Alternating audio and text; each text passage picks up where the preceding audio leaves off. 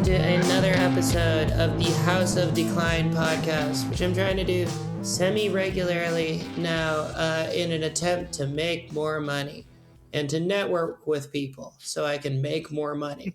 And on this journey of making money is my friend, you've heard him on the show before. It's Rory Blank, everybody. How you doing, Rory? Hello. You got me as I am doing one of the numerous stupid things I have to do in order to keep going. It's one of my mini spinning plates. I'm folding shirts right now. Nobody can see what I'm doing other than you, House. I can see. I have a giant stack of shirts. I'm seeing it right now. It's an amazing stack of shirts. You're doing fulfillment. It's incredibly fulfilling right now. As we speak. I really wonder if this can pick up on the microphone. The folding of the shirts. We'll make some folding sounds. We'll make some elaborate folding sounds. I'm just gonna try to point the microphone directly. We're doing some great. This is paper folding, but this is the art of Foley. You know, it's supposed to be a little exaggerated, but that's really like people don't know that cartooning is mostly putting stuff into packages and shipping it. That is eerily reminiscent of about 15 years ago. I had a roommate in a DIY band who told me punk rock is 90% folding pieces of paper. Yeah, it's true. You know, we're making our zines and we're gonna sell our zines, and you know we gotta do. Each one's gonna be a little weirdly cut because we just don't have the technology. You know, our paper cutter's a little off because we sourced it from the DIY store. It was like it's a third hand, fifth hand paper cutter. You know, it's been around a lot. You know, they actually use this paper cutter to remove the bases from the Cro-Mag's foreskin. And so we don't have it, but it's got, there is a fun quality to fulfillment though. There is like a crafts aspect to it. You get to make your nice little packages as well. Yeah, it's God. I mean, honestly, like I've been kind of burned out recently, and I think that a lot of it comes down to like how much of this stuff I have to do, and like this is honestly like I'm so excited about doing this show right now while I'm doing this because like for a while I had a very very part-time assistant, just a friend of mine who lived in the neighborhood who would come over. And I would get to hang out with them and talk to them while I was doing it. And like, this goes by so much easier when I just have something else going on other than staring at the pile. No, now it's all going to be about the shirts. I'm going to get you to exclusively the shirts. Yeah. That's all there is. Piles of shirts, never ending shirt. No. I mean, here's the thing. It's like, people love your shirts, Rory. People love your goddamn shirts. People form emotional connections to them, but the problem is you can't see that. That's the other difficulty of fulfillment, is that the joy you bring to the person on the other side, you cannot experience that one-to-one unless they come to you somehow. And please do not come to me. Under no circumstances should you come anywhere near me. I was really excited about this. Last week I saw a couple people out in the wild wearing shirts of mine. I got to talk to one of them, and it was a really good conversation. And the other one I did not, because it was in the middle of Rocket from the Crypt playing, and they would not have been able to hear me. That's pretty good. Really? The Cleveland punk band Rockets from the Crypt were playing, and California. They're from California. Why did I think they were from Cleveland? I don't know. And it was the same lineup as the Mummies and Digits, and I feel like one of those is a Midwestern band. Which one? Stiv Bators was in Rockets from the Crypt? I don't know who that is. I have no idea. I don't know my punk history either way. The only Dead Boys and Lords of the New Church. I have my punk bands all mixed up because, you know, that's the other quality of I've been having a lot of burnout too. Yeah. I've been stricken with a little bit of the burnout. I think it's it's tough to also say that fucking neoliberalism. The world Yeah. has me down because I have this a very cushy job, this job that is it's enviable.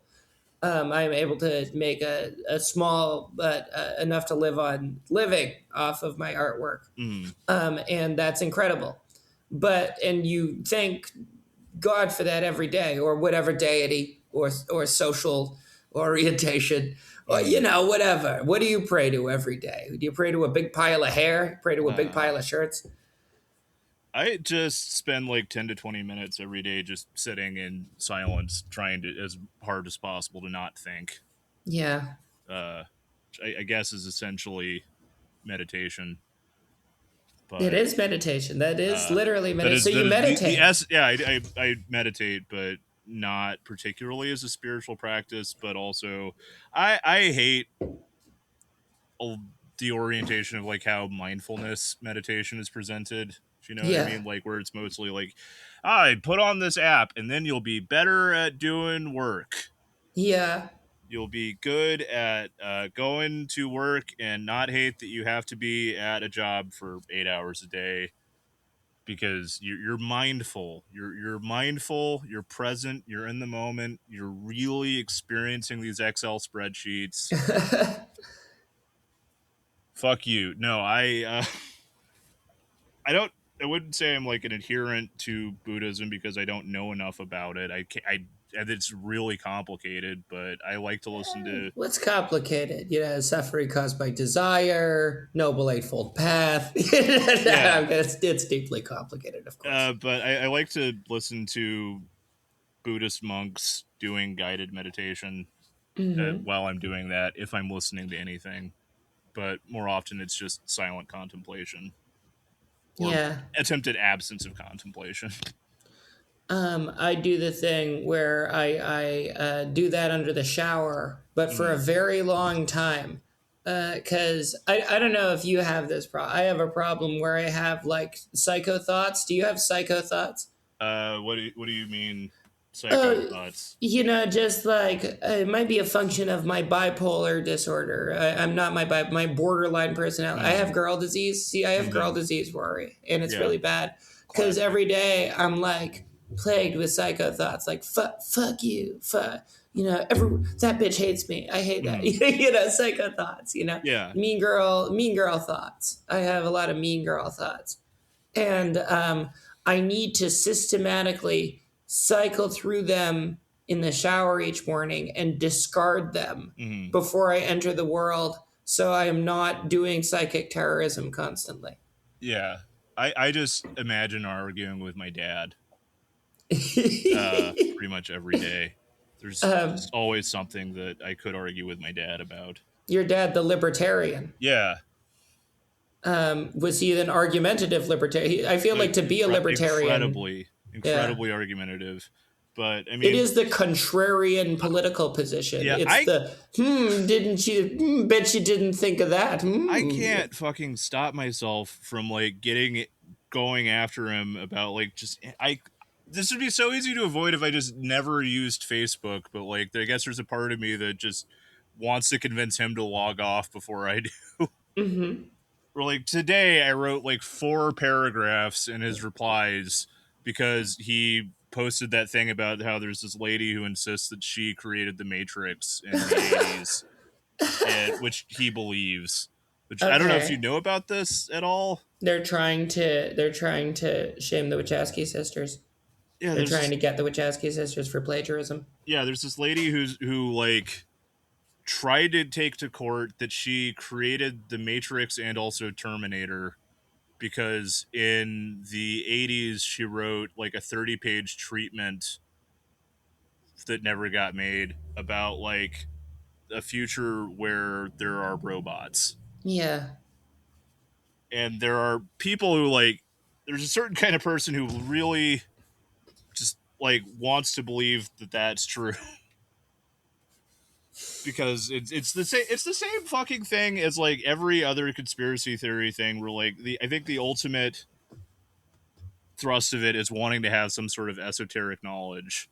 Yeah. Uh My dad was also like posting yesterday about how like he thinks that there was cannibalism happening on Epstein's island, Sure. which I mean, like why not? If you're doing the pedophilia, might as well go full bore. yeah, but at the same time, like they were doing pedophilia. You don't need to like make up Yeah, extra why is stuff. this how is this worse? I mean, it is It worse, I is worse, but guess. It also is like worse, but it's more cartoonish, but it's like really bad already, it's already as bad as it could possibly be. There's not Yeah. much you could the why It wasn't just, the certain implication there is pedophilia is like a normal human thing. That's like what people do. Like cannibals are like people from like, I don't know, the jungle or something do. I mean, You know? yeah, I Yeah. mean, that just reminded me that I watched Almost Famous last night. Yeah.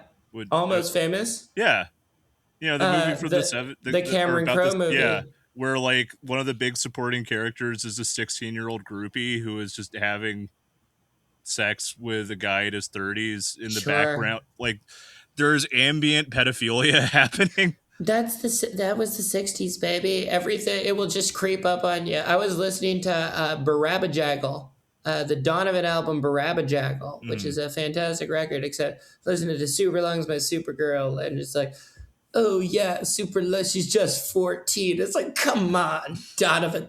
Come on, man. Just did it at the time. It was look. Don't scroll to the middle of John Peel's Wikipedia page if No, you want. If you want to preserve I've your straight up heroes. never listened to any Donovan other than the song "Hurdy Gurdy Man," which scares me for some reason. It's a scary song. It I don't scares me want. enough that like I can't. I've never tried to find out anything else about his career. No, the hurdy gurdy man definitely does conjure some Fleischer cartoons like Rubber Hose character who's like gonna. Skeleton Man who's Yeah. coming to sing songs of love in my house or something. I don't want that. Did you ever see the cartoon The Pincushion Man? No, I didn't. What's that? Oh, you've never seen The Pincushion Man? No. What It's a is that? fun one. It's by Iwerks. It's by erstwhile Disney compatriot Iwerks, and he did a cartoon called the Pincushion Man, and it is a needle man.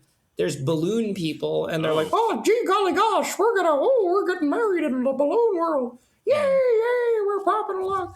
And they're also very sinister. There's a sinister quality to these balloon people. Dude used to just be named That's insane. You could just be named We don't Ub. have where are the Ubs? I mean, that could be a guy now. I'm sure there's a Lil Ub. Actually, Lil Ub wouldn't be a bad name. That's pretty good. Lil Ub, and yeah, no, and the Pincushion Man is just the quality of those old Betty Boop cartoons or Hmm. those old Rubber Hose cartoons is there is this spooky, otherworldly, Yeah. uncanny quality to them, which I love. Yeah, God, I went to a screening at I think it was at the Alamo last year of like early Max Fleischer stuff and the Coco cartoons. Coco Yeah.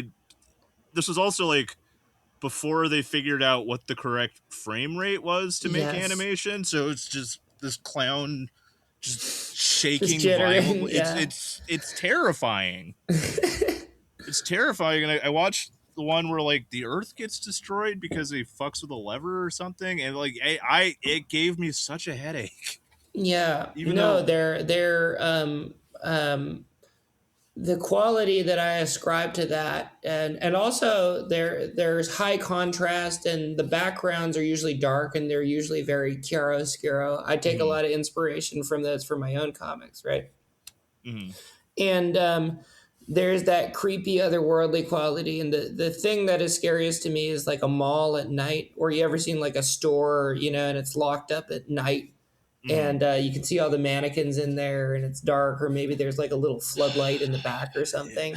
There is a fucking secondhand store in my neighborhood that has a mannequin in the front window that they are constantly changing the clothes of and changing Yeah. it gets me like anytime I go to the bar that's next to it at coming home I will just like me or my girlfriend will just scream at some because it looks like a guy. It looks like a guy. Yeah, I mean, but standing perfectly still, like Sean only by the street light shines perfectly on it, and it's Mm, positioned in such a way to seem as if it could move. But yeah, yeah, clothing stores, anything with mannequins in a mall, when it's all yeah, closed up. That I guess they used to call them liminal spaces or whatever, but that's not really. yeah. It also specifically has to be dark in there. There is a. It's not just a liminal space. There is this sort of frame, this quality of darkness around it. This like black velvet Mm, entity, you know. Um, and I don't know. If I'm thinking of a way where my aesthetic's going forward, I think I've been attracted to that more and more. I mean, I see you getting like more elaborate or expanding the palette. yeah. I mean, I still, I think this is also ultimately like a lot of my frustration with my work is I do. I mean, recently I find myself not liking drawing. Yeah, Sorry to anybody who like likes my stuff. I'm not having a great time right now. I'm kind of yeah, getting through, but I do like drawing a lot. It's just like there are things I wish I was doing with the work that like there's directions I wish I was going in, and like it's so fucking hard when you are in the middle of putting stuff out to like find the time to practice like doing what you want to do with it, to yeah, figure out like when or how you would change the things you want to change, uh if you like can't step back from it at all. yeah. You have to trust the iterative process that Yeah, just by doing it, you will change the things you want to change. But I don't know. I think you do have to, in some cases, take a break for a while and think, what do I really want to do with this? I mean, yeah. other stuff gets in the way. I mean, I've had to like change. The Dick comics don't work anymore because like Twitter went weird, and Yeah. now Blue Sky automatically censors stuff. So you can't get away with putting a non-pornographic penis out there because Hmm. it just automatically, even on Twitter, gets labeled as pornographic. Yeah,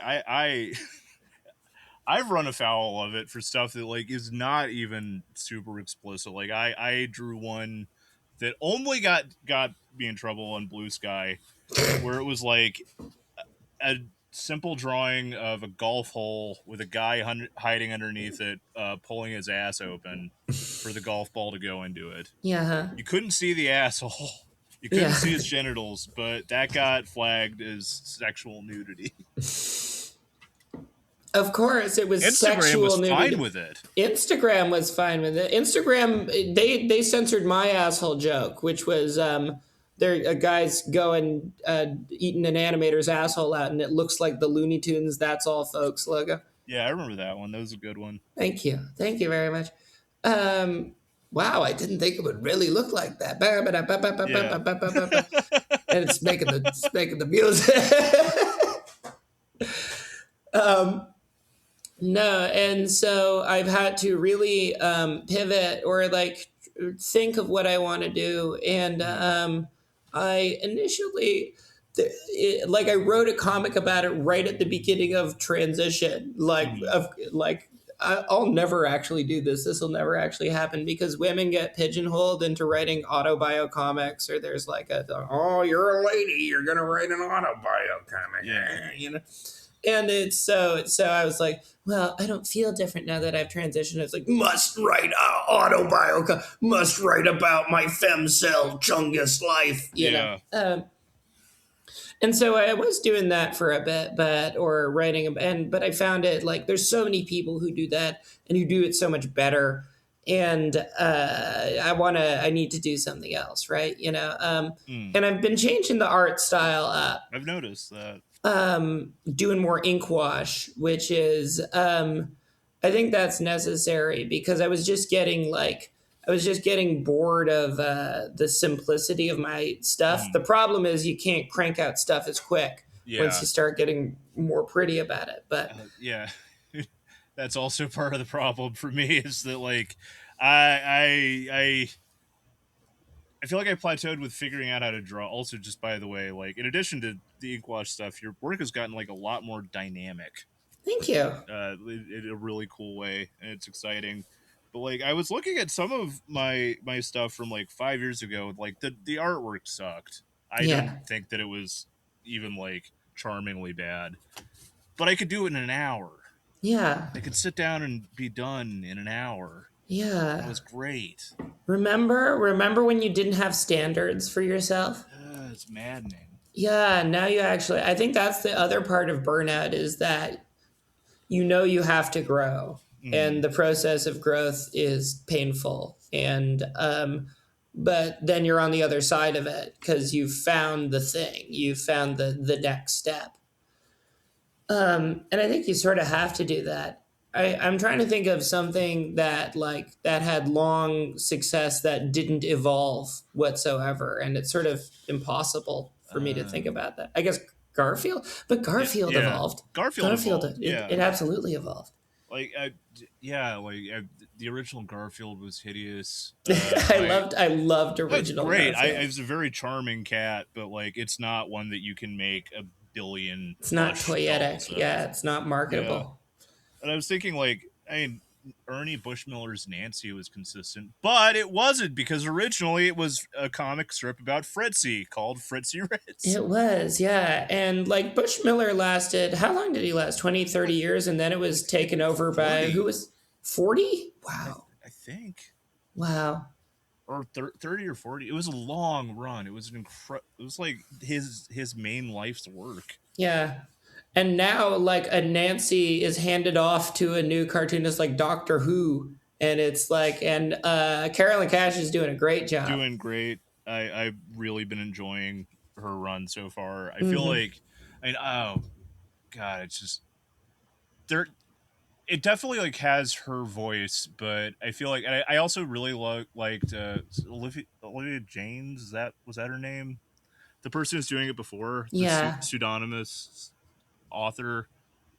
Her run on Nancy was good too, but like there are so many jokes in like this recent run that like they definitely have Cash's voice, but also like it feels like she's also captured Bush Miller in like a very Yeah. specific way. That like there the levity of it. Yeah. I mean It's also like there's one strip where it's just a bunch of black panels and it captions stuff like Sluggo goes to a movie theater. yeah, yeah. These very silly comic booky visual gags, Yeah. That things also that you could only ultimately are do. like making a Yeah, joke out of not wanting to do a page. yeah, yeah, yeah. Bush Miller is like, here's Sluggo in some snow, and it's Yeah. just an all white panel. Yeah, um, that's. I mean, that is the brilliance of Nancy. The brilliance of Nancy is right at the beginning. There is a meta commentary on the medium of comics, like right at the. I guess Nancy. When did it start? In the 40s, the 30s? Uh it was either the late 20s or early 30s because also Bushmiller didn't create the Fritzy comic. You're right. He Yeah. got it like a couple of years in and then just like over the course of the first few years decided I don't want to do this comic about this lady no more. I want to do a comic about a little kid Yeah. who's insane. It works, That's what Who don't want, who wants to see the romantic travails of this flapper? Instead, this fuzzy-haired, little Yeah. urchin. Just She's gonna go around with a depression-era boyfriend. Uh, she's gonna go around with her other urchin boyfriend. They're gonna be, getting wooden nickels. They're yeah. gonna be, Also I think is an interesting thing about Cash's stuff so far is that like she also is interested or seems to like be interested in having comics centered around the idea that Fritzy is a very attractive lady yes. Well, in a because they way. were afraid to lean into the sexuality of Fritzy Yeah, for a while. but like yeah, that and like since it was originally like a comic about this lady's dating life and like attempts to be a career woman and also date. I feel like it's really interesting to see it come back to that like 100 years later, Yeah. where like this is a woman who has like her own agency and stuff going on, and like It's about is Fritzy now. yeah. It's all about Fritzy. We are all Fritzy. We're all career women. I wish I was as cool as Fritzy. I'm trying to be as cool as Fritzy. I'm doing that. I literally transitioned so I could be Fritzy. That or Angel from Rock and Rule. Those are, Rock and Rule. Nope, I have You no idea. don't know Rock, Is the that one of those Canadian? Canadian. Okay, It's yeah. it's super Canadian. It's Nelvana, the Canadian animation. Nelvana? Nelvana. What They is made a movie in the Nelvana? 1980s with Debbie Harry and Lou Reed. Nelvana also did the Care Bears, and they Okay. did a bunch of television animation. But they were this fledgling animation studio in the 80s trying to do like real theater pack and work, and they weren't able to really get it off the ground. This movie was a big flop. If you Mm, watch it, it's like not hard to see why. yeah. There's a deep awkwardness to it, but it has these little proto furry like rat nosed characters that, Mm, of course, unlock something in the casual comics pervert mm, like yours truly. I yeah. don't know. Do you investigate? Because your comics are like, there is like a libidinal quality to them, but I get much less the R. Crumb, like desperate sexual confession vibe from your stuff. Yeah, no, I've thought about this a bit, and like it's definitely something that recurs in my work, but also like it's not anything that I feel is like deeply connected to my own interests. Yeah. Like I guess like it what it comes down to is I think it's a lasting like after effect of having been a content moderator Oh, yeah. for a long time is that On like Facebook, you were a Facebook yeah, content so like moderator. it's less about me and more like I don't want it to come across as judgmental, but like I do have this lingering thing of like seeing people attempting to express themselves as a sexual being in ways that are like deeply uncomfortable. Yes. I mean, in the sense of like, if you've ever, I'm saying the proverbial you to the listener, if you've ever been on Twitter and like just seen an old man just posting his dick in someone's replies, Yeah. that kind of just like weird, kind of sad thing where like this person like wants to be seen, like wants to be desired in some way, but like is not really expressing that in like a good or productive way, Yeah. which is one gross and like don't do that, but also like there's something very sad about it. Um, I don't. I mean, I'm on Grinder. I'm on the Okay. Grinder. I don't think you've ever been on Grinder. No, I've seen the app. I have friends who use the app, and they've shown it to me. It's pretty fun if Yeah. you're if I think if you're any gender on Grinder, you get the sort of litany of penises because Mm. it's like a handshake over there. Is you Yeah. show them a picture of your penis. It's a space that where like that is part of the agreement. Yeah, yeah. So you can't really get mad at, Yeah. well, you've sent me a picture of your penis, but I am on. This is the when in Rome, when in Rome. But it's, and also like Rome, you get to like a Roman emperor get to yay or nay the penises. You get to do thumbs up or thumbs down, and then That is a power I don't think that I'm responsible enough to have. um, you don't want to run the penis chopper. You don't No. want to run the Lorenzo Lamas style. Remember when Lorenzo Lamas was rating women on the Fox network? No, I Do you don't. remember the sexist near past? the highly misogynistic near past. Remember the swan, Rory? Yeah, I didn't Here's watch the it, but I thing. If they remember. had a swan for trannies, I would do that shit in an instant. I need that fucking surgery. I don't care if I'd lose. I'd still want to win. It would suck if I Yeah. lost. I think you could pitch this. There could be a TV There option. could be, a really like, one of the- affirming swan Yeah, for this was the local swan. I mean, that's what's difficult about like the whole. I do want facial feminization surgery, and I do believe it is medicine. But the way that it is marketed to you, if you like look it up once, even in this like very medical context on Google, suddenly on Instagram you're getting the beautiful lifestyle you'll get with the look at all the shaved faces. Look at how much happier I am after my. And it's it's presented with that aesthetic of glitzy glamour, and there's like a chain smoker song in the background, and it's like enjoy your new life of youth and rejuvenation. There is a very they live quality to the way that a lot of that surgery is marketed. Yeah. Which makes it well, now I don't want to get it. Now you're forcing me back, and I'm gonna be non-binary just to spite you.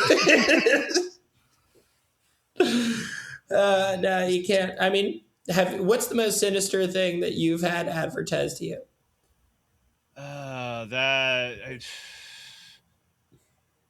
God, I feel like I could keep thinking of different things. What I was thinking of immediately was just like, this is not quite comparable, but like I get ads for hair restoration stuff constantly because since the last time we've talked, you've changed. I've also changed. I'm fucking bald now. But you've shaved your head. You've gone full into the. Yeah, no, I mean, if I'm being honest, like, you look good. Honestly, it looks good. You've made the calculation that a fully shaved head looks better than the George Costanza. Like, take a pill and my hair would just come back, and like, I mean, take it once, not like take finasteride every day. Which if I could if I could like go to sleep and wake up tomorrow and I had a full head of hair, I'd do it. But no, I like being bald. I think my head shape is nice. And I also look more intimidating as a bald person. There you go. Yeah, has that been a problem for you? Have you not been intimidating enough? People hassled you. I've got a fucking devil tattooed on my hand. I'm trying to send a very clear message to people that I want them to not talk to me. I don't know how to tell you this, Rory, but you radiate sweetness. Oh no, yeah, no, I'm a very friendly person. I love talking to people, but I do like. I mean, it's less that I actually want to be scary, and more that I love movies like Streets of Fire or The Warrior. I love cool, tough, gang-looking guys. I have no interest in that lifestyle, but boy, howdy, I love a leather jacket. Oh yeah, me too. But I don't think I look tough in it. I think I look, like mom. I think I look cool mom. I'm learning to, as part of my midlife crisis, I acknowledge it. I'm learning to ride a motorcycle. It's pretty cool. It's pretty badass. Now I can get a head tattoo, and that is so much pressure. A head tattoo, a full head tattoo. Yeah, I could get like a cool tiger on the side of my head. That's the problem, though. Is like you can only get like 2 or 3, and then you're done, and then you like have to be cool with that being what you have on your head forever. I've got a perfect tattoo. You should get tattooed on your head. A Star of David. There we go. Right in the middle of. Right. Trying to cancel out Charles Manson. No, right on the top of you. Yeah, precisely. Oh no! You mean like a helicopter pad, but it's a Star of David. I was thinking like just get a. That's a complicated idea. Getting a permanent yarmulke. Yeah. A permanent yarmulke. Showing your devotion to the faith in a way that means you cannot be buried in a Jewish cemetery. There you go. That's a catch-22 there. I mean, that's why I don't have any tattoos. For some reason, I'm still hedging my bets. Well, I might want to go to a Jewish cemetery. Yeah. You don't know. No, I don't think I really want to. I don't think I care. I don't know if I want to be buried. No headstone. No headstone. I don't really. I don't mind thinking about dying as much as I don't want to think about like what they're gonna do with my remains. I want them to shoot me out of a cannon, hit me against a wall, just abuse it, just do whatever, God, cut up my legs and use them as drumsticks. a couple of years ago, I was at a show where like I could not talk at all, and I got a text from my mom saying, "When I die, I want to get was it hydro cremation or something?" Okay. It was just like she just texted me like death or like what instructions about what to do with her corpse like while I was at a concert and like could not respond at all. And it turns Oh out yeah. basically what she wants is like to have her body like pressure washed until it disintegrates, Oh no, that's yeah, that's great. That's which is like a legit thing that you can pay money to do. why does that one seem more appealing than the fire? Cause I she's don't. water elemental, so I don't she know. wants to go. Is Libra a water sign? I I don't know. don't Yeah, know. I don't know anything about Um, horoscopes. yeah, I mean, it's really up to my loved ones what to do with my body. I'm not gonna. I don't want it honored. You know, I don't honor it, so why should anyone else? Um, God, I also wonder if anyone's going to be able to hear all the car noises from outside on this. yeah, that's okay. It's ambience. It's Yeah, real. It's authenticity, and that's what we're aiming for. there's going Is to be a authenticity. lot of noises on this episode. Yeah, there's gonna be so much ambience. There's gonna be me going. It's the best. This is radio. This is stimulating radio. I mean, yeah. I mean, also, yeah. The fucking burnout, Doug. And I'm Yeah. still making stuff, not to the degree that I was when I was first doing it, and I had something to prove. But now I'm resting on my laurels, and I've grown lazy and Yeah. weary. You also drew like 3 years worth of stuff in the first like year. Yeah. That it was a lot. But yeah, you just tell the same thing, but it's also I can't focus because it doesn't seem like there's a fucking future. Like, what am I building towards? You know, what is Yeah. all this? You know, am I getting my nest egg? I don't know. There's gonna be money in 2 years. Yeah.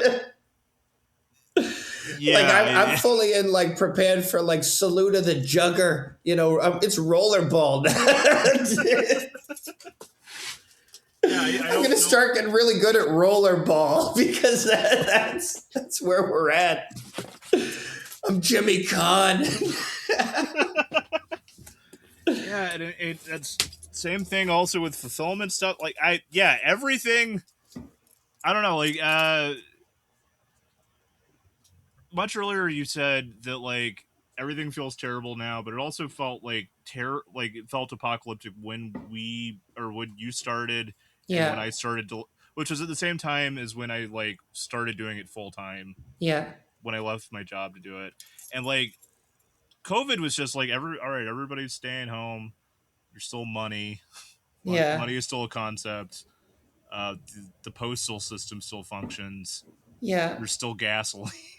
And yeah. now it seems like any day now, like the post office could shut down. There could just be no more fuel that anyone could use to like leave their house ever. The entire economy is based off of like this weird speculative bubble around a technology that like they promise is also going to make it so nobody has any money anymore. Mm-hmm. And so like yeah, every day I start doing anything, I just think like it. Anytime I put up a new shirt, I think like, am I actually going to be able to mail these to people? Yeah, Is the yeah, price of cotton going to go up 3,000% somehow? yeah. Is there going to? Invest in a mule so you can go cross country, delivering them yourself. You can be Kevin Costner, the postman. Yeah, the endless obstacles of the Trump administration that has just put all of these geopolitical incursions have consequences for the average person, for the average cartoonist. You wouldn't believe that the economics of cartoons are affected by the Strait of Hormuz, but they are. Yes. Plus, not to mention, we're both people who like a lot. You have your own website. I don't even have like a functional website. Yeah. But like, excuse me. So much of your reach also is dependent on social media. Like, Yeah. I don't know what number of visitors your website gets per day, but I would bet that it's less people than like look Oh at your. yeah, no. Everyone's still on fucking Twitter, which is bad because I'm throttled on Twitter because I'm trans. Yeah. Which I don't say, I can still like breach and get consciousness, but it really depends on retweets from people that aren't throttled. So Yeah. it's like if I get a retweet from somebody that's a blue check, then okay, is a big account. Then yay, it does what it would do if I weren't. And the other thing that Twitter does is just if you say trans or HRT or anything in a post, it immediately directs it towards the Nazis because that's what they're looking up. And they'll come in your replies and they'll go, "You're a man, Troon," all the hits, Buffalo Bill, all the hits. And it's very grating. I have to say, more than anything else, it's grating. Yeah. That's so yeah, this is I think definitely also prongs of the same thing. We're like, one, the means of distribution for us and also most people that we know are like disappearing. Yeah. And I have uncertain futures, and also like everybody is just being on there is way worse than it used to be. Oh yeah. Twitter is fucking. I can't make anytime. I don't try to be like a social commentary person or anything, but like I have ideas that I feel compelled to just put out there, and like I can't do that anymore without just getting someone saying a slur for Jewish people in my Yes. replies. Yes. That didn't used to be a thing that I had to deal with. I mean, I also hate that because as a Jew, there's this thing that liberals are really running with now, which is like, okay, here's the thing: there is increasing anti-Semitism Yes. for a lot of reasons. Yeah. Some is because of a reaction to Israel, and obviously, substantially being stoked by liberals refusing to engage with good faith discussions of the crimes against humanity that the Israeli state is committing and conflating that with Judaism. Yeah, and obviously I don't think Jews and Israelis are the same. You can be a Jew and not have you can be an anti-Zionist Jew, but we get conflated with them anyway. Anti-Zionist Jews, no matter what, get put in the same pocket as these people. You can't escape it. As Israel goes, unfortunately, the majority of Jewish culture goes, and I get folded into that as well, which sucks because I don't want to be folded into that. It's a nightmare. It's a fucking nightmare. And I feel like whenever someone crows about anti-Semitism, especially like a liberal Gentile crows about it, like you do that thing where you're putting me back into this thing. You're reinforcing the idea that all Jews are. But here's the thing: it's not just Israel, of course. Of course, there is like this rising tide of ultra-fascist traditionalist thing, which relies on and like hating the Jews is a good pivot for Nick Fuentes or Candace Owens or any of these people. It's your classic hate the Jews move. They're weird. They're a small group of people that they got people up in places. Mel Brooks, we're scared of him. How could you be scared of Mel Brooks? How could you be scared of Mel Brooks? He's like 5'2" and he's so sweet. How could you, Paul Simon? Can you imagine like seeing Paul Simon and going Zog. Absolutely not. Garfunkel though, absolutely. Oh yeah, no. So I acknowledge that there is a rising tide of troubling fascist anti-Semitism, but at the same time, centering that as is the will to do with so many people is like fucking weird. It's not the problem right now. It's bad. It is a problem, but geez, there are I would say the bigger problem is the war that Israel is starting unilaterally. They got us to help start World War III, and that's why you don't have oil anymore. That's why you're probably not going to have a post office in a year, because there won't be fucking money to pay for the gasoline to ship anything. All the trade routes are closing down. Yeah, I know anti-Semitism is the problem. No, I'd say World War III is the problem. I'd say that's not the thing to focus on right now. I'm certainly, I don't like it. I mean, and I should know this because tons of gripers come in I'm an open Jew on Twitter. And I got gripers coming to me, you fucking Jew, idiot, you man Jew. Yeah. God, I feel bad that like I also have some people like that who follow me, but they tell me that I'm one of the good ones. Oh, that's funny. As a Gentile, they mean just like a good one of the good socialists. They're gonna spare me. Oh, that's odd. Uh, and I guess partly because I am a Gentile, and partly because I just make nice artwork that's political in a way that they don't understand that I'm making fun of them. It's all incredibly sublimated. It's So, great. Um, I, I mean, I think your art is like generally the theme of your art is disgust with capitalism, which is yeah, also what we're discussing here today. But it, just like disgust at the cheapness of the world. that and it's alienation from it, Yeah. the discomfort of existing in the modern world. I think like some people just don't really pick up on that because I don't want to be didactic. I don't want to say that that's what it's about. No, because it would be stupid if you were just like, capitalism is bad. It is affecting your T level. Yeah, Maybe it should be like that. Maybe it's just like capitalism is making you less of a man. I've thought You about know? it. I've thought that maybe like I should just stop trying to be subtle about anything and just say what I believe. Yeah, but that's also stupid. When you're so earnest, Yeah, it ceases being art at that point, and then just becomes polemic. yeah. There's nothing about that that is interesting to me. And also, Yeah. plus, not to mention, I also just don't want to deal with the arguments I would have to get in because of that. Oh yeah. People got so mad at. Last week I reposted because I went to South by Southwest. You went to South by I did not Southwest. go to South. I did not actually go to South by Southwest. I went to free shows that week. Well, if you don't live in Austin and you don't know about this, fun thing about that, there are dozens and dozens of sponsored unofficial shows that don't cost money that you can go to. You can have a great week without spending $1. Uh, but so I was doing that. So I was just reposting work that I've already done, and I reposted one that I like, the one with the delivery droid running into a scooter that Yeah, I almost like got that hit one by a too. Yeah. Waymo. Someone has been mad at me for the last week straight because they decided that I'm promoting drunk driving, which only Waymo can solve.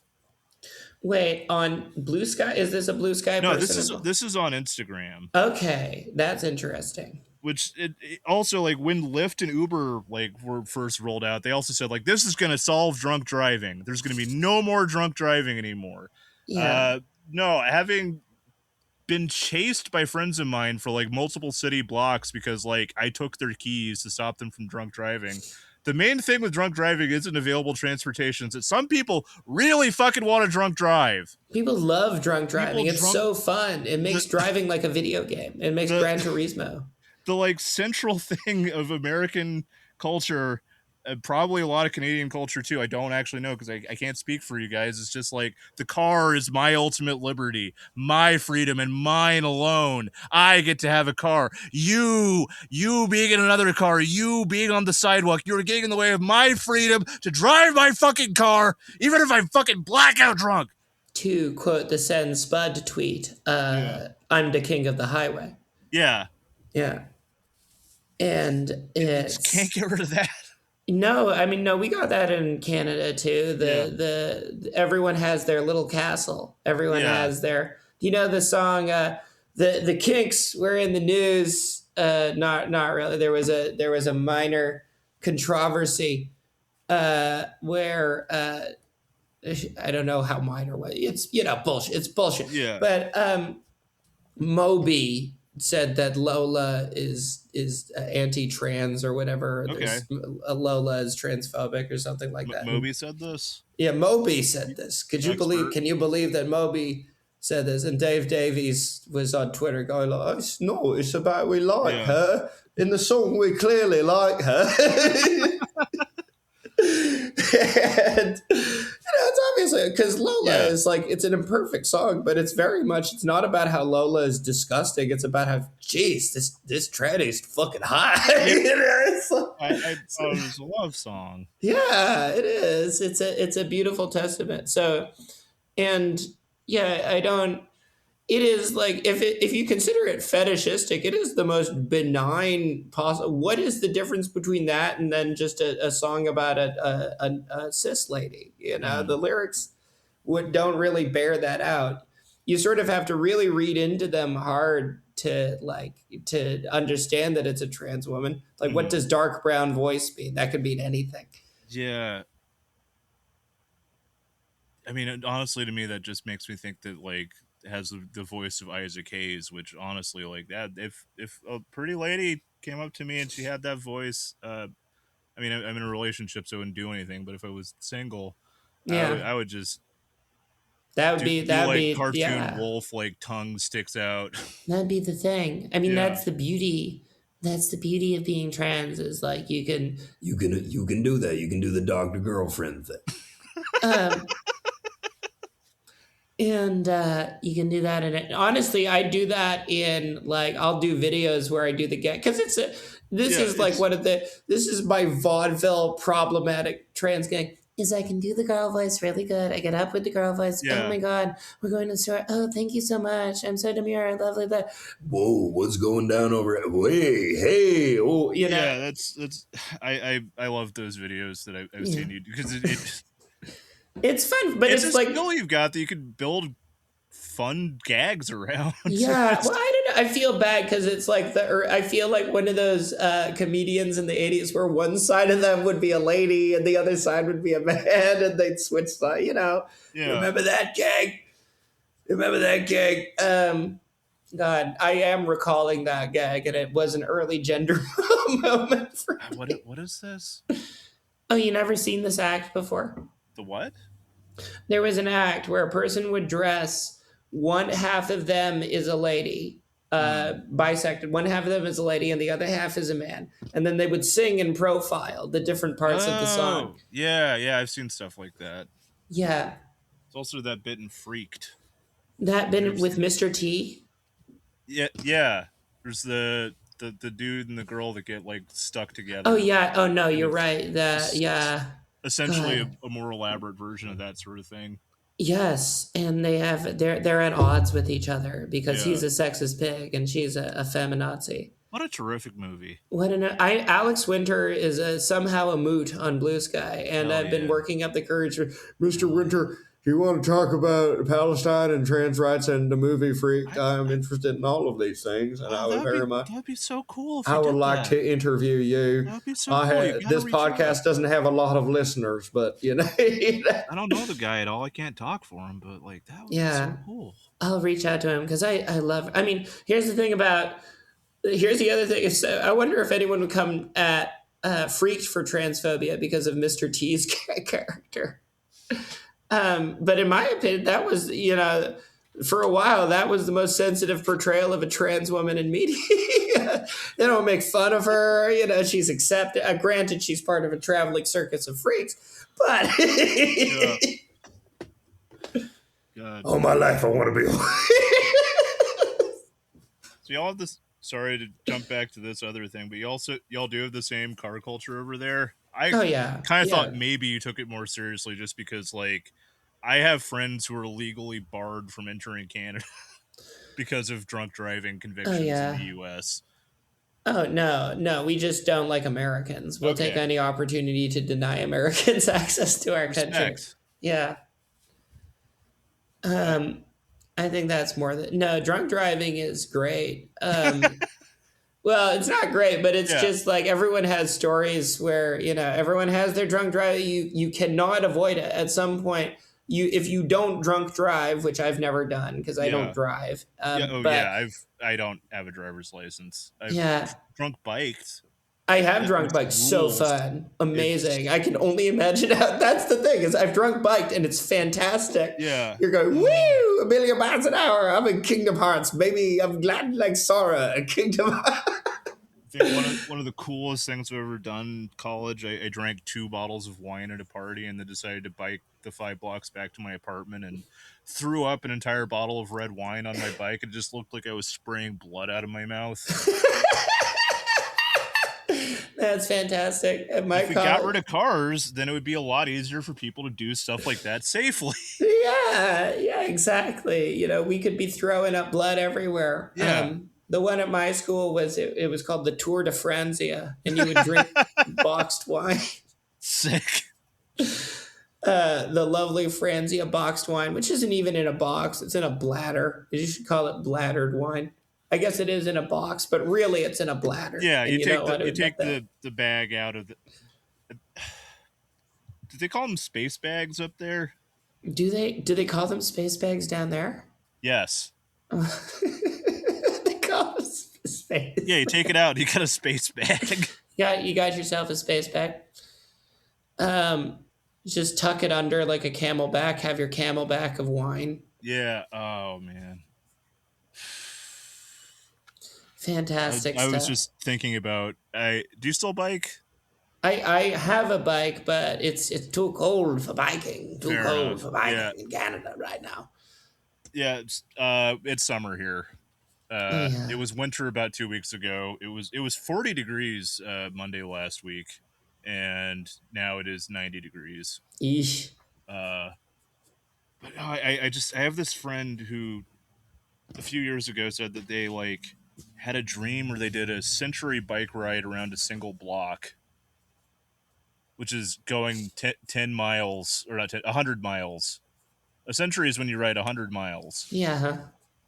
Now imagine doing that around one city block, Over and over again. just over and over again. I just started thinking about combining that with Camelback Yeah. full of Of wine, Franzia. of Franzia, Yeah. specifically Franzia. Yeah, Yeah. spend all day riding 100 miles around one block, getting blackout drunk. I mean, why not? That's do a YouTube about it and make it overly edited, and add in a bunch of challenges in between, and then you got yourself a Mr. Beast there. Yeah, You got yourself I don't know who else is popular. You got yourself a primitive technology there. I was just thinking that's what I was gonna do when the economy collapses and we're in road warrior times. Yeah. My last good memory before everything falls apart and my house burns down is just I'm gonna ride 100 miles around one block and get blackout drunk, and then maybe I'll just get skinned by bandits at the end of it. My I get why I listen to the music that the kids are making, Hmm. because I appreciate it, but it's something I can never understand. I listen to because it's getting good reviews from Fintano and Hmm. from Pitchfork. I listen to Underscores, and it's very good music. I will cop to the fact that it's very good. Like it's like detailed and honest, and the lyrics are smart, but it's within this sort of like dubsteppy maximalist hyperpop is like the inelegant word for it, because I think this is just pop music. It's just like Hmm. really detailed though. But it's just like, God, I can't relate to this shit at all. Like whether something is good and whether I resonate with it is entirely different. And there's something that the Zoomers have that I don't have, which is like, did you ever watch The Leftovers? No, I didn't. uh, in the first season, all you need to know is the first. Okay, so there's been a rapture, and 2% of the people on Earth disappeared, and everyone's all existentially fucked up as a result of it, and it feels Yeah. like this post-apocalyptic time. And Margaret Qualley is a teenager in it. Hmm. And she's like having these like euphoria, sex and drugs. Oh, we don't care. We're partying because it's the end of the earth and we're epic young. Sure. It has that quality to it. I think that's a reasonable reaction to that situation. Yeah, absolutely. But I feel that that's what Zoomers are on. They're all like Margaret Qualley in season one of The Leftovers now. I see how they're doing. You know, I think they're watching that's two like gay boys make out on the couch, on ketamine with each other while shedding a single tear. I think that's kind of been like the through line of the last decade, hasn't it? Oh Like yeah, with the youths now that we're both mid to late 30s, Yeah, I guess. Yeah. now that we're unks. Yeah, I mean, I remember even like a decade ago when I was in my 20s, like finding out about what teen rappers were doing, where the thing was just like, I'm gonna do barbiturates and do mumble rap songs about how I want to fucking die. Yeah. It definitely seems like there's just this pervasive like, and I don't think that this is all of Gen Z, but like it really feels with a lot of them like it's just, well, fuck it, nothing is going to happen, nothing is going to get better. Yeah. And I Why can't not? help but empathize with them. That's how I Yeah, feel. But I cling to hope like an idiot. yeah. It does also feel kind of like, I mean, we also went through that with like, I think you're about like almost the same age as me. Yeah, I'm Are you? 36 years old. Yeah, I'm 36 also. So yeah, we were in college during like the Great Recession. Yeah, The but I mean, period. this is so much work. I mean, here, Bush was really bad. Bush had the Yeah. same quality of Trump too, where I remember, like, especially like from 2003 to 2008, it just had the quality of every day is getting worse. Mm. Every day is getting worse. It's until it finally leads to that, the bubble bursting and the recession happening, where it's like, okay, everything that was promised to you from the 90s, that's all gone. Yeah. You're forging a different path. You got nothing. Um, and the Zoomers have that a million times worse, which is why I thank my lucky stars Yeah. that, I was just at the beginning of the routing, the great routing. But also kind of maybe feels worse also just as an adult now, because we're both people who like we were there during that period, which I brought up to say that like I remember having a lot of fun going to like parties in houses that were falling Oh, apart and yeah. everyone was doing cocaine and like firing guns in the ceiling and shit like Sure. that. Yeah. And then, I hit my 30s and now I have like a job and like it feels like I climbed my way out of that, Yeah. and it's Yeah. just going right back down. Yeah, we're gonna live forever. Yeah, I clawed my way out of the "we're gonna live forever" nihilism into the I'm gonna die at some point Yeah. responsibility to now the I'm gonna die at some point nihilism, which is maybe take out all my savings and spend it on heroin, and I got really into heroin. Nah, but that's not my. I'm going to Vegas in 2 weeks. I still have the. Do you have this? I mean, clearly, because you're still folding shirts, the belief that through my effort, through my example of like trying to make something work ethically, that I can, give something back in a meaningful way as like an artist, where my purpose is nebulous at best. I don't know. Do you have that? Is that why you are moral with your work, or are you just moral because it's like it stings you to do the immoral thing? I would say it's more the second. Like, I mean, part of my problem is that I kind of don't feel like I'm building towards anything, and I don't feel like my work is like changing the world. Which like, and to that end also like, I don't remember if we'd started recording yet when you were talking about the pivot to your work becoming more quasi autobiographical, but like I think that is an important thing that you're doing, and that like it's important that you are putting out this experience that you're having, because like a fundamental part of your identity is something that's like a very contested thing. Yeah. You are giving hope and life to people who like are earlier on the path that you're on. I'm Yeah, just maybe. I don't know about that. I'm trying to be a downer. I'm trying to discourage people. No, I'm kidding. I'm kidding. I'm kidding. the fact of your existence is a hope for people. I think. Oh God, that's a nightmare. No, I mean, like, imagine someone like a teenager who doesn't know, like, feel like they can be themselves, sees your work Yeah. and realizes like this is a possibility for me. I'm glad they say. I never thought I could be like some sort of Jew witch, but now, Even if like what you're doing is kind of a downer. everyone, all these pop stars I saw Ethel Cain, and it was like, God, this trans stuff isn't for me. I have to be some sort of wayfish breathy lady. in order to do this. And then I saw this. Then I saw this dumpy Jewess. No, I'm kidding. I have a very high self-esteem about my appearance, but I like the idea that because it's that thing of negative inspiration. I was like, well, I saw her, and I thought, well, anyone can do that. Yeah. I'm kidding. I'm kidding. Allow a bitch to be self-deprecating. Um, good job. But yeah, no, I mean, like the counter. I guess what it's getting at is just like, for me, the work that I'm happiest with is just like gore, extreme gore. Yeah. There's a goblin and its dick is out. There's gore. Yeah. I don't know what that's bringing to the table that's enriching anybody's life other than mine. It's fun. No, well, I think There's not like an actionable like vision of the future. one thing that I've been on the dating apps again, Rory, and one thing one thing that's nice about a certain type of dating app is you get a survey of the population you wouldn't Mm-hmm. ordinary, and you just realize it's normie is the wrong word for it, but people just don't got the darkness in them, Yeah. Man, people are not afflicted with the darkness, or if they are unwilling to explore that.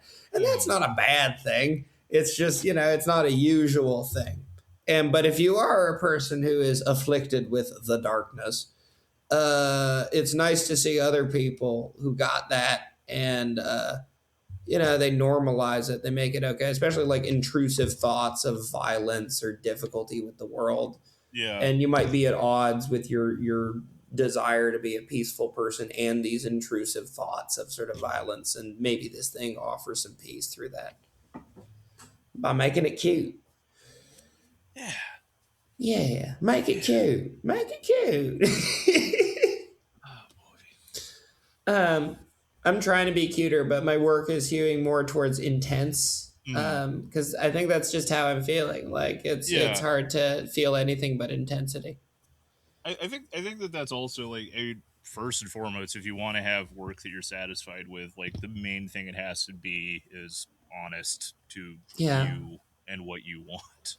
So like if Yeah. that's what you want to do, then that is totally valid. But also like I don't know, I think that there's also some degree to which like I find stuff like that affirming. I find it like I guess this is like part of why I gravitate in my media consumption also to darker subject matter, is that like it makes me feel less crazy. Yeah. It's like, don't you people see what's going on? Don't you see what lies beneath everything? Is this screaming violence? And other Yeah. people are not as fixated on that as much.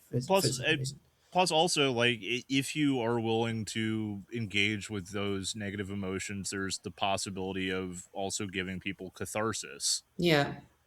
Like some sort of release from the pain that they're experiencing. Like that's one of the corners. I wouldn't quite say it's cathartic. Like some of David Lynch's work is cathartic, but like there is something that like feels like a release, Yeah. experiencing like there's no like positive release in the movie Fire Walk with Me, but it does still feel like you were getting something out of it by going with that. Yeah. Well, I think there's the catharsis of really feeling like you've understood someone. Yeah. In the way that movie makes you understand Laura Palmer. Yeah, that's ultimately like I think one of the biggest things with one of the most powerful things with Lynch's work, even though like rarely is there like a moment where you get like, and then the darkness was destroyed. Yeah. Yeah. Twin Peaks: The Return didn't even like you got like a little bit of, all right, kind of seems like things are better, but also I'm not sure how.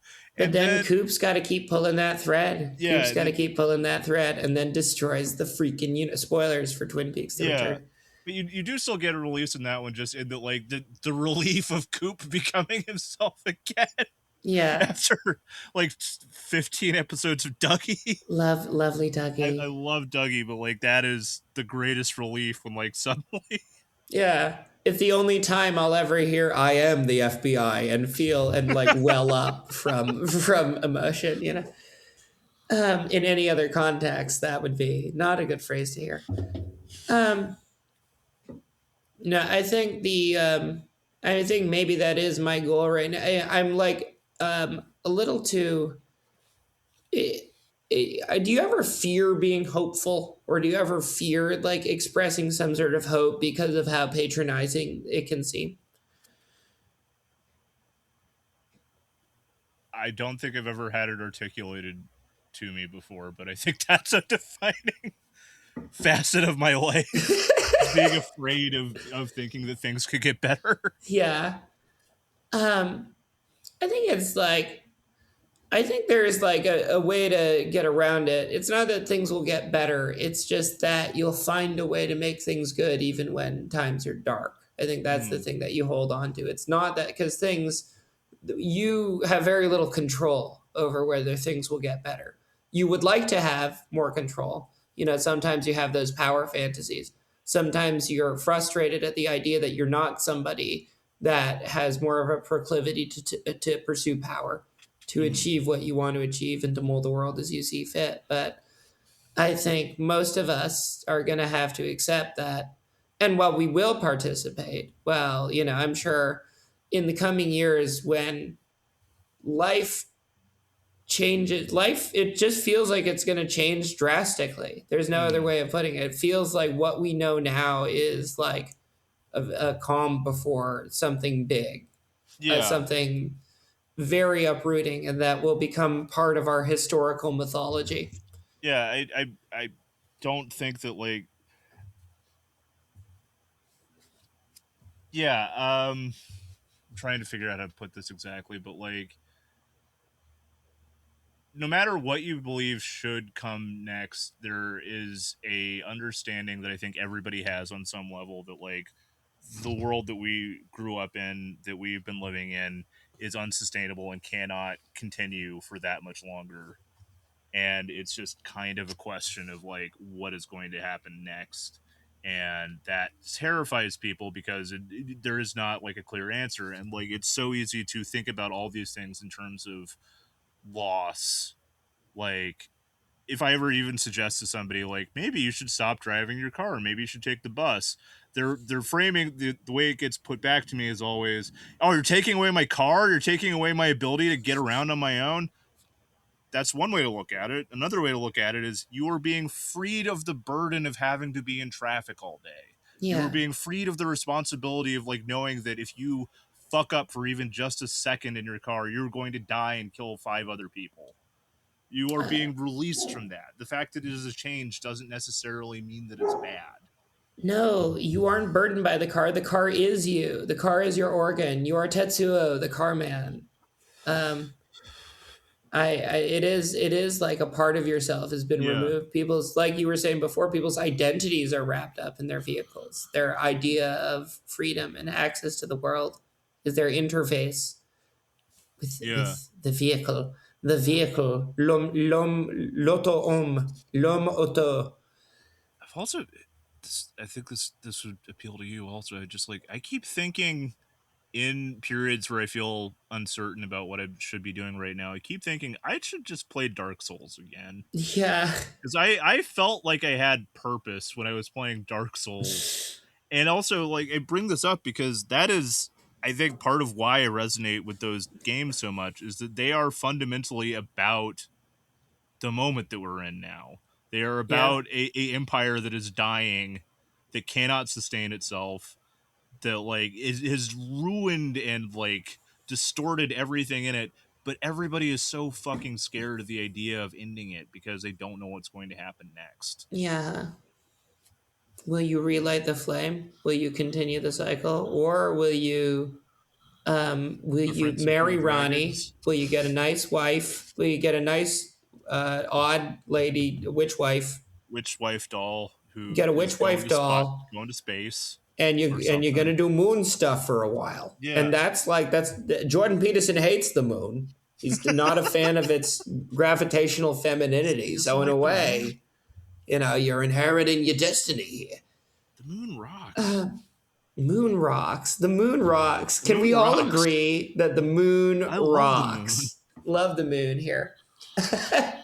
Rory, thank you so much for being on the Yeah, show. thank you. Do you have any plugs? What are your plugs? I have shortened. Previously, I'd run through like all my social media stuff and like stores and what have you, but I've shortened that too. If you just Google Rory Blank, there aren't any other people named Rory Blank that I'm aware of. So you will find me and also like a bunch of websites selling bootleg versions of my merchandise. But you'll certainly find me, and if you have like basic discernment, you can figure out which ones are real and which ones aren't. I'm wherever it is you want to find me, I'm there. Uh, so beyond that, I'm just gonna say, I was just thinking about like maybe just plugging random bands I saw at South by Southwest. Yeah. So let's see. I'm just gonna name some Austin bands that I saw in the past week. Saw a bunch of great touring bands from other places. One of them, think you follow them on Instagram. I saw a band called Slash Need. Oh, Slash Need. They're from Toronto. They're fantastic. Yeah, they were great. I saw them, so plug them. Even though I just said Slash Need. Only Austin bands. Some Austin bands. Tear Dungeon. They all wear gimp masks and they spit blood on each other during their shows. Perfect. Ha Ha Laughing, a noise rap duo that are insane live. Jacuzzi. I cannot explain what the band Jacuzzi is, but those I'm plugging those things because I saw them this past week and it made me remember that like going outside and engaging with local culture in my city is nice, and the Rogan sphere does not control what the culture of my city is like. Yeah. They're a weird side pocket that has no interaction with anything. It's the Rogan sphere as they are shitting on the Daniel Johnston mural every day. They take their feces, they take their Rogan feces, and they shit on the Daniel Johnston mural. Oh, that brings me right back to like thinking about hauntology and like dead futures. Just fucking, if you haven't been to Austin in a long time, or if you've never been here, for the last 3 years, the wall that the Daniel Johnston "Hi, how are you" frog mural is on is disconnected. The building got demolished. There's now just a freestanding wall next to like a concrete pool that is fenced off that looks like a section of a war zone. That's all you need. That's all you need is you just have your little slice of heaven. You just have your little panel of what was. Yeah, you just have this free floating signifier of like a cool past that is disconnected from anything. Hey, remember this crumbling piece of concrete? Remember what it represented? Right next to a Scientology center. Yeah. God, I remember someone, I had a roommate situation which fell apart because of my fault, due to neglect. But it's great when someone buys you as a housewarming gift, like an orchid, like a flower that's very hard to take care of. And the decaying orchid is representing our decaying relationship. It's great. It was a perfect image. It's fantastic. Rory, thank you so much for being on. Yeah, everyone, Rory's cartoons are amazing. They make me feel less insane in this evil world. They're saying that more and more. They're saying that more and more. Get bank with Blank. I'm doing a thumbs up. I keep forgetting that this is an audio medium, and I've been doing thumbs ups during this entire conversation. It's all right. That's all you need to do. You should, but yeah, you should. Thank you for indicating. All right, bye, folks. Bye. House of Decline is brought to you by members of our $10 Patreon tier. These include Fiat Lux, Jody Shen, Daniel Stern, Stephen Pikelny, Miles Forrester, Big Fan of Noise, TC, Karibo Shu, Garf Dude, Leslie Adams, LJ Amber, Jordan Rabe, Lily Livingston, Niraj Kumar, Grant Williams, Trungles, Peter Romine, Janelle, Grace Under Fierro, Champ Champenstein, Michael Shelton, Junie V, Claire Brown, Vivi Ingram, Mantra Beeg, Bird, Colin McLeod, Gavin Gaddis, OnlyFans, Extra Leopards, Nick Cortese, Katie Lacey, Jack Steiner, and Tessa. Thank you so much for your support. Oh, wonderful folks. Oh, wonderful. I am endorsing every action you've done and every action you ever will do. Bye. Have a great day.